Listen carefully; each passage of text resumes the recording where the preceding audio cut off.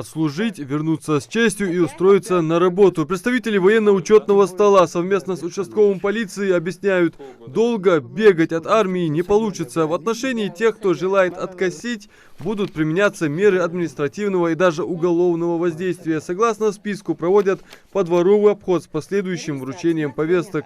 Работает, учится. Он в Казахстане. Они давно уехали с женой.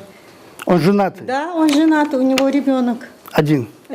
Батыр Тибоев, 96-го года рождения, официально проживает здесь, по улице Бачалова. Заверение матери о том, что его нет дома, никто не оспаривает, но начальнику военно-учетного стола нужны сопроводительные документы о смене жительства, регистрации брака, свидетельства о рождении или, как, например, в случае с Моусаром Измайловым, нужен документ, подтверждающий, что призывник находится на иногороднем лечении. Операцию что надо. И чтобы мы знаем, я со слов, есть ваше слово, это было просто призывы, именно официально вы мне заявляете, что он больной, правильно? Да. А именно Ханзец операции в Москве мы ехали. На сегодняшний день это бумага, которая действительно лечился, есть, это вещь осуществляется, если он больной.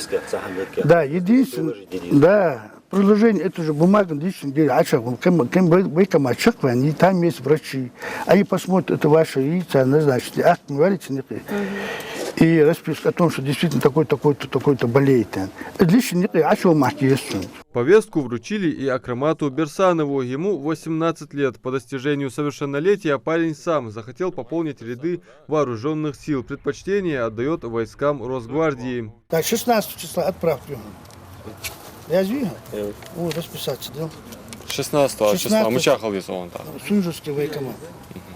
16, 7 утра, 16 отправку.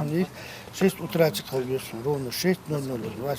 Ну, желательно от 6 до 8 часов. Видите, халдез. Впрочем, из 7 Берсановых в армию в этом году пойдут сразу 2 призывников. Брата Акрамата сейчас нет дома, но, как признается отец, он полон желания отслужить. Увлекается спортом, по возвращению хочет устроиться на работу в правоохранительных органах.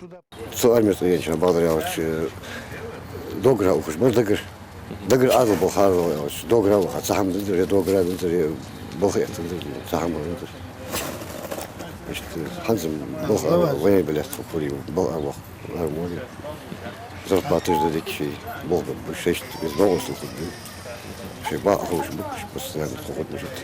С начала весенней призывной кампании перед сотрудниками военно-учетного стола по Карабулаку стояла задача оповестить 700 человек. Ежедневный обход адресов, где проживают потенциальные призывники, это профилактические беседы, разъяснения по тем или иным вопросам, сбор документации, в общем, работа не из завидных. Оповестили мы уже 90%. Есть желающих в данное время пока мало людей, но большинство они учатся, студенты из-за предела работают именно на севере Ахуяха. Но оповещение идет, но большинство желающих мало по сравнению, что хотелось бы. Я сколько хотел бы, но по сравнению добровольцев мало есть, желающих пойти. Есть там 2, 3, 4, 5 человек, больше их мало людей. Предпочтение отдается молодым людям, у которых есть высшее или среднее образование. Немаловажно и наличие водительских прав, а если нет, то не беда. В армии всему научат. Адам Мережков, Джамалей Султыгов, Новости 24.